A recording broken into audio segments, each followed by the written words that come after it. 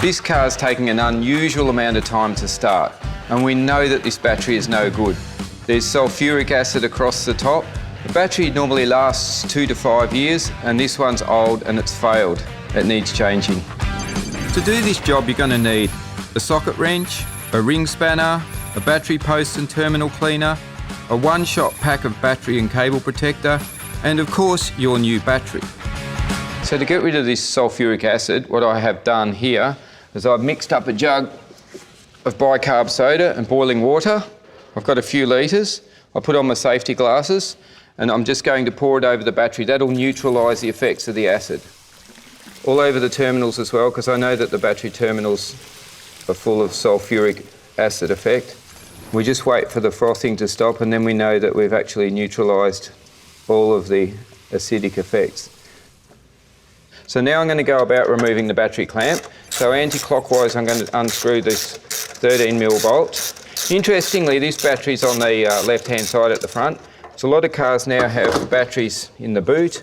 They can be under the floor, under the seat, in a myriad of places, but you really need to check your manual for the specifications on battery type as well as location. Next step is to loosen off the battery terminals. I've removed that battery clamp. So we're just going to loosen off the battery terminals enough so that we can remove them clear of the posts.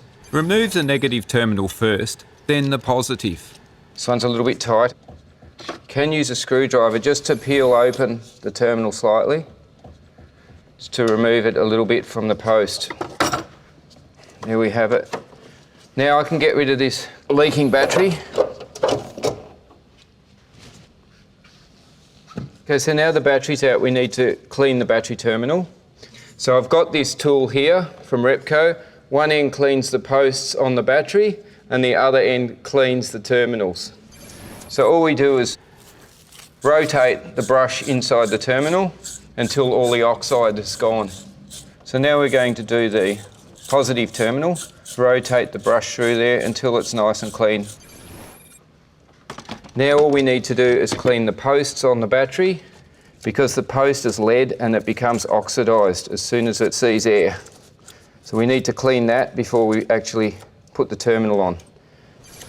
That looks pretty shiny to me, pretty happy with that one. Now the negative terminal.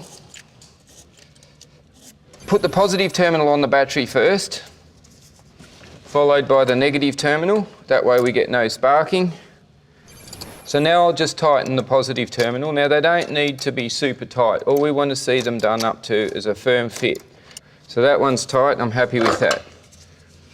The terminals are made from lead, so we can't put too much tension against them because we can damage the terminal post on the battery from over tension. So it's just enough so that it doesn't turn. Okay, so they're done up.